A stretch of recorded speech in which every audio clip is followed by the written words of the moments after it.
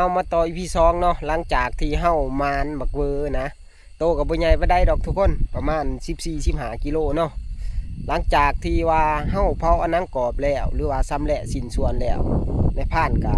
สิได้แบ่งปันกันนะเพราะว่ามื้อนี้คือในพานสิไต่ตาลงเลยกับพันตอบเพราะว่าเวียกงานก็ยังคงค้างหลายเนาะก็คือเผาน้ำให้น้ำหน้าเฮาแหละเขาเฮาก็สุกเต็มหน้าอยู่ฝนก็ตกห่ำยังว่าเปียกเป๊ะๆอยู่เขาเกี่ยวแล้วก็ได้สิออกนอเบิดเลยทุกคน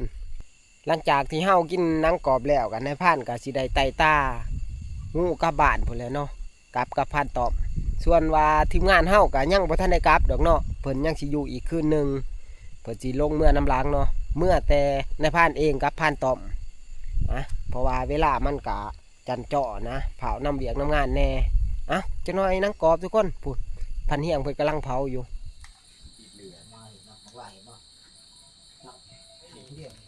ช่วงพวกเจ้าห้องมันคอยไล่เที่ยวใจผู้มัดบ่สิใจผู้มันยังนี่น้องคู่ไอเที่ยวอีนี่โอ้มันอยู่นี่นี่บ่น้องกล้วยปลาไปจูดนี่นะโอ้ยน้องกล้วยปลาไม่โจดนี่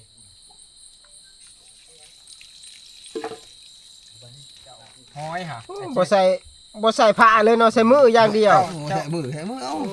โอ้ยมาพันนี่มาจะโดยอลิเฮ้ยหนังมันพอดีอ่อนพอดีนิ่มนะซอยในพันเอาสินสมมันออกมานะตัวปึกแล้วมาบาดนี้ทุกคนกินนังกรอบไปได้บาดนี้หอดรอบนังกรอบเลยดีเนี่ยแต่ว่าบักไล่นะฉันก็บริกินดอกนังกรอบมื้อนี้นี่ทีมงานเฮากำลังลงมือเนาะเนื้อหนดละลายในปากเบิ้งตัวนี้ขึ้นมาได้ระบบขนาดเอาคำใหญ่พักยังแหละแซ่บนั่งหน่อยทุกคนมวยปั๊มโอ้ยเราจะเอาอีกเนาะที่ช้องขากบ่โอ้จนหยับไปมาบ้างไปเลี้ยวเปล่าชมครับปีนปูนไปมองเก่าที่เนาะเลาะหอบพี่ชุดยอดจะได้ขอคิดว่าสิเมื่อปลาอะไรได้คิดว่ากูเมื่อกับมันกูอยู่กับมันใช่ดีนะเหมือนกินบุเป็นนะเนี่ยใครก็กินอะไรบ่เนี่ยบ้างซอยมาเรื่อยๆที่มันเฮามาจับบานเลยออกมาเริ่มเหมือนอายาอายุยมากินน้ำกันโหลดนี่จากไหนกันโหลดผ้าขาวใหญ่ผ้าขาวช้ำมาขี้พอน้ำไหลสำนียังบ่กินมันหลายคนแรกมันหลายคนและกินน้ำกันอยากยังกระจับกินโหลดอยากนั่งกรอบกับบิจีโหลพันทองแท้มาหอดบ่มื้อแรงนี่บางทีเด้อ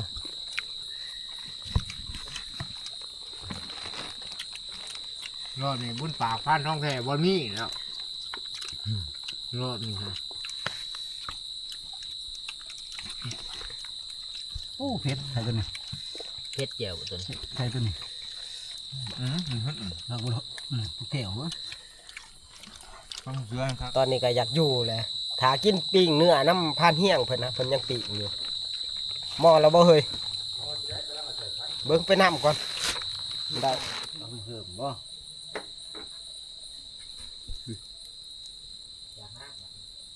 ปิ้งหน่อยแท้ปิ้งตับมันนะตัวนั้นกับปิ้งซีนนะเอามาไม่เห็นตัวเก่ารอบนี้ซ้ำล่าได้รอบนี้เพื่อทำนี่พอดีครับหัวป้าต้องผมในใจเลยเนาะแจ่วนี่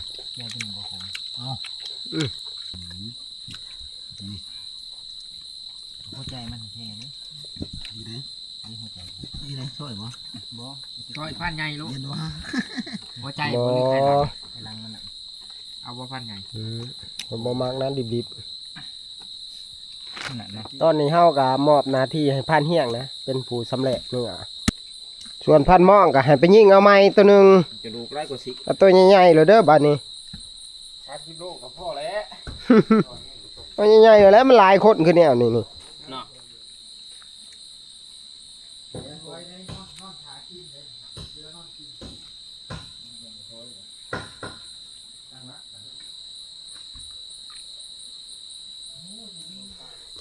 อ่ะถือว่าสำเร็จเสร็จสิ้นแล้วเนาะทางนี้เด้เฮ้ยแล้วล่ะบ่เรียบร้อยแล้ว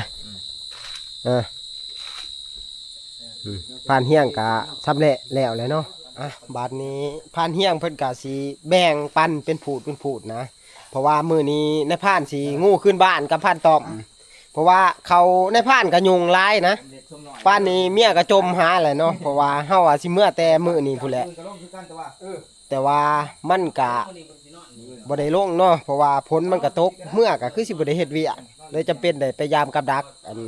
กับทีมงานกับผู้ที่เฮากับมันจบเจือเนาะให้ผ่านแบ่งโลดแบ่งเป็นสินส่วนคาดว่ามื้อนี้ก็สิดึกและเพื่อสิฮอดบ้านบางทีก็สินอนทางนะกับผ่านต้อมตื่นมื้อเช้าก็สิย่างอิงตามสถานการณ์มอบหน้าที่ให้ผ่านเฮียงเรื่องแบ่งนี่คือเก่าแหละ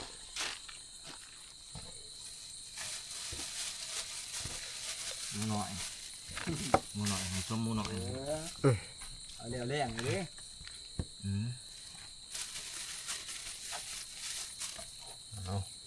พันทองบ่ตัวนี้พันทองแท้ตัวนี้ให้ผ่านต้อมมาถือเมื่อดอกจิกว่าตะดึกแผ่มาจักโอ้เราบ่มาแล้วป่านนี้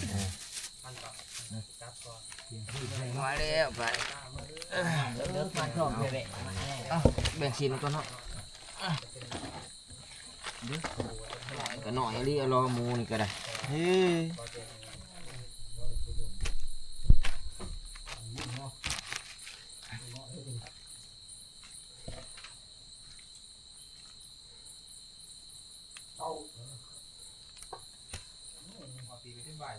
ยังเลยเนี่ยวะทำแบบง่ายๆเลยเนาะบ่อยากดอกหมูหน่อยปั่นจ่าสิกับปะงานข่อยบ่งานบ่บ่ได้ติดมือเนาะสิได้อยู่พูละโลเนาะได้กระดูกเดียวเนาะพูละโลเอาไปถึงกระดูกมันโลนึงหาแล้วเลือกกินเเมื่อทันได้ยังต้อง2 โลพอดี2ขาบเนาะเรือแรงเด้ในใส่แรง2ขาบมื้อเช้ามื้อแรงท่านผู้ตอนเช้ากับตอนเพลมื้อแรงหากินใหม่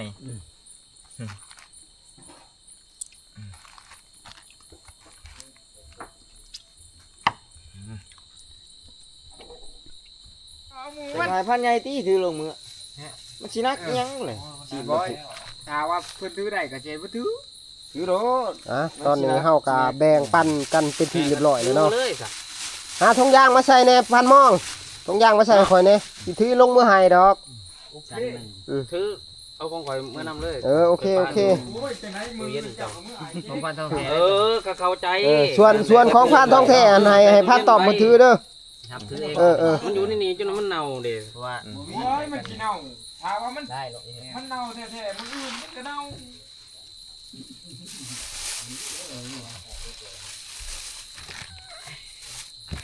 เอานี่แหละพ่อได้ให้แม่เฒ่าย่องเนาะพันใหญ่เนาะเอาเลยนี่ของข่อยเลยมันกินได้ใช่มันเอาของข่อยเอาแม่จิก็ยามันกินเลยบ่นะอันนี้ถุงยางนี่โอ้ยามเลยขอบมุกขอบใจหลายๆนี่ประมาณนี้นะทุกคนบุลวงบลายเนาะเพราะว่าหมูมันน้อยใช่หรือทุกอย่างก็ใส่บ่ได้มีได้ตอนนี้กะผ่านต้อมเพิ่นกะกำลังจักเยี่ยมเครื่องห้องนะเพราะว่าตอนนี้กะอย่าเข้า9 โมง 10 โมงก็ได้แต่ว่าเฮากะสิย่างไต่ตาลงเลยอะไรเนาะมื้อนี้บ่แน่นะบางที่ตามเส้นทางเฮาเมื่อนี่อาจสิมานก็เป็นได้นะพอบ่ได้เนาะบัดนี้สิเมื่อป้าผ่านมองละบาดนี้โชคดีมื้อแรกนี่เฮ็ดจังได๋มื้อแรกนี่ยิงเอาโตใหญ่ๆได้ถ้าว่าเจ้ามานเจ้าก็เอาลงว่าอย่างฉันสิทาแล้วขนมานทาบ่ทาแล้วสิทาอยู่ด้านมินโอเคเพราะว่าคอยนี่บ่ได้ถือข้าวเลยอาศัยกินข้าวนำหมู่เจ้าถ้าว่าหมู่เจ้ามานหันย่างเอาโลดบ่ต้องเอิ้นข้อยก็ได้อีกข้อยฮอดเฮือนแล้วบ่ใหญ่ปานใด30 โลจะสิเอาหันใดมันจะซื้อง่ายเอาใหญ่ๆรถเป็นไดแต่คนขี้มูกสิกัน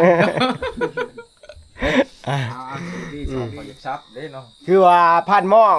กับบ่าวเจกพันเฮียงเพิ่นสิอยู่นะเพราะว่ามื้ออื่นเช้าพุ่นแหละเพิ่นจะสิมื้อเนาะส่วนในพานนี่มันด่วนหลายเพราะว่าเมื่อก็อย่ามันสวยแล้วกันเมื่อมื้ออื่นเนาะเพื่อฮอดก็ค่ำระยะทางมันก็ไกล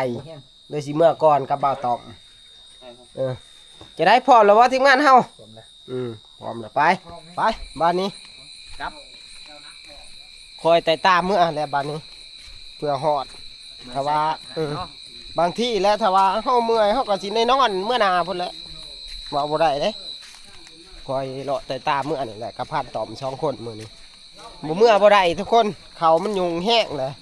เที่ว่ามันแดดมื้ออื่นเช้าก็พอได้เสื้อขาวเสื้อน้ำนะพุ่นแหละเนาะเฮาสิมุ่งหน้าเข้าดงอะเล่าพุ่นแหละเพราะว่าเฮามาบางแรกก็เห็นพอดมันแล่นเขานะบักหลายตามกินไปก็ยังไม่ๆนึกเนาะ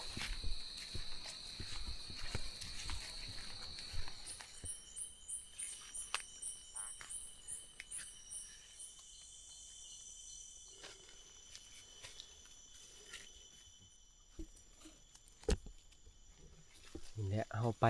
ยามกลางค่ำกลางคืนนะถ้าว่าเฮาบ่ระวังโตวหรือว่าเบิ่งตีนเบิ่งมือก็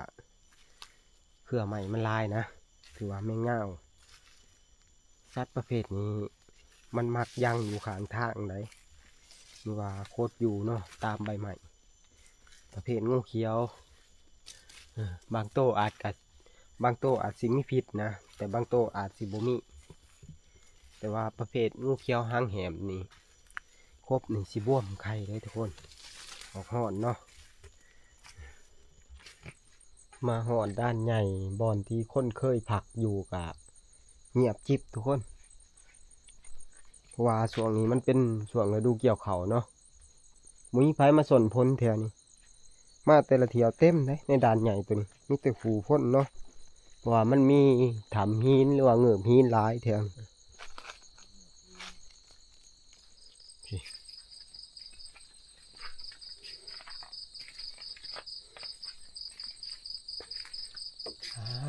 ทุกคนเอ้ย เงือบหินตัวนี้แหงอลังการทุกคนปุ๊นับแต่หมอหนึ่งหมอแกงมีเบิดนะนี่คือร่องรอยของชาวบ้านเพิ่นมาหาอยู่หากินเนาะปุ๊เป็นตีปุ๊เพิ่นเฮ็ดหานนอนนะบ่จักเอาแป้นเอาหยังมาปูเนาะผ้าห่มแพร่ปกเพิ่นยังเบิดนะแถวนี้เพราะว่าด้านตัวนี้มันด้านใหญ่เด้เงือบหินมันค่อนข้างสิหลายบัดนี้เฮาก็สิพักผ่อนก่อนแป๊บนึงนะพักผ่อนแล้วเฮาก็สิเดินต่อพักผ่อนเอาแห้งก่อนเนาะเพราะว่าเฮาผ่านมาดงใหญ่นี่ก็ยังบ่ทันได้พอตายหยัง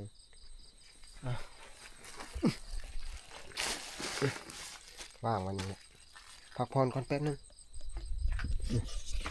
โอ้เป็นผู้ใดเดมาเฮ็ดเนาะเฮ็ดคักอะลีผู้มันตีหานก็ได้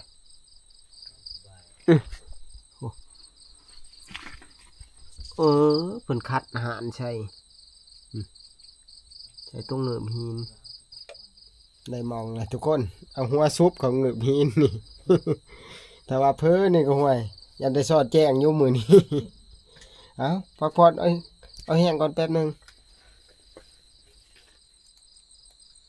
ไปบ้านนี้มีแห้งแล้วบ้านนี้ลุยต่อบ้านนี้พูดแล้วมุ่งหน้าเมื่อบาทเนาะพูดเนาะบางเทื่อก็เมื่อพูดแล้วบ่น่าสนพ้นขึ้นนะพูดแล้วขึ้นเมื่อเฮาขึ้นมาพูดเนาะที่ไปนอนพูดแล้วคาดว่าพักผ่อนจักชั่วโมงหนึ่ง2 ชั่วโมงก็เอานะเนาะสามมันแจงไป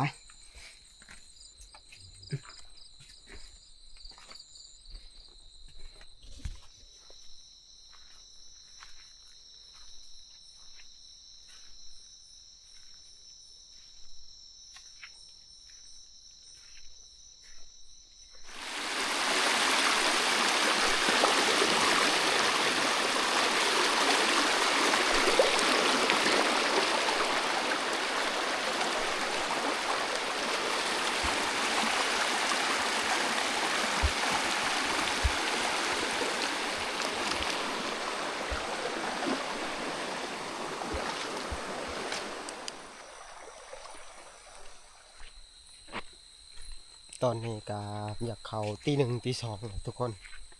ทกค้ากะสิบออกเลยโอ้ยยังวะย่างมานำทางกับบริพออีหยังนะเมื่อยล้าหลายเลยมีแต่ว่าสิชอก5บอลนอนมันตอนนี้เฮากับมาไก่นี่แหล้วเนาะกะตอนนี้5บ้านเฮากับประมาณ3 หรือ 4 กิโลนี่แหละก็ถือว่าบ่ไกลปานใดเฮาสิหาบอลพักผ่อนก่อนมันนอนพักผ่อนเอาแห้งนะมื้ออื่นเช้าแล้วก็เฮาสิเมื่อแต่เด็กเพราะว่าเฮาดื่มมานี่มันก็ค่อนข้างจะไกลแล้วเนาะหาบอลนอนพุ่นแหล้วเนาะแถวทำหมู่เฮานอนตอนเฮาขึ้นมาพุ่นแหล้วเนาะ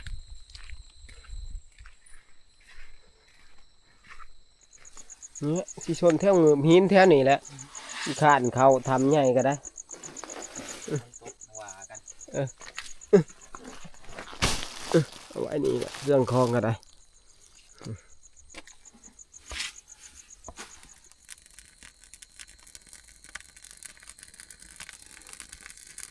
ต้องติดไผ่ได้เนาะตำบติดไผ่นี่หนาวแต่แพงมาแรงนี่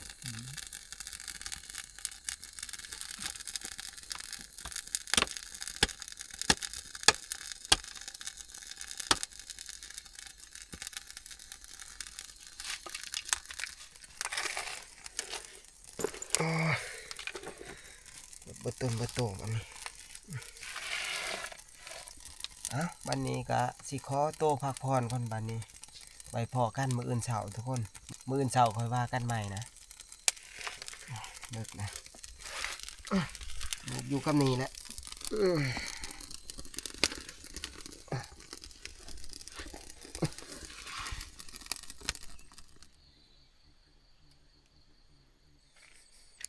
บันนี้แจงหูแจงตาแล้วโอ้ยังวะจนช่วยเลยได้เนาะเพราะว่าเขาเพี้ยร้ายขึ้นนี่นอนกันจนตี 1 ตี 2ปวดไปเบิดต้นเบิดโตนะนอนกี่หินมาลูกกูขากนอนไปเลยบ่สนคืนนี้มันเพี้ยแห้งเด้บัดนี้คลิปนี้ก็บ่มีหยังหลายเนาะในพันเองก็สิขอปิดคลิปไว้เพียงเท่านี้เนาะแต่ที่สำคัญก็อย่าลืมฝากกดไลค์กดแชร์เนาะเพื่อเป็นกำลังใจให้ในพันเฮ็ดคลิปใหม่ๆอีกต่อไปเนาะขอขอบใจ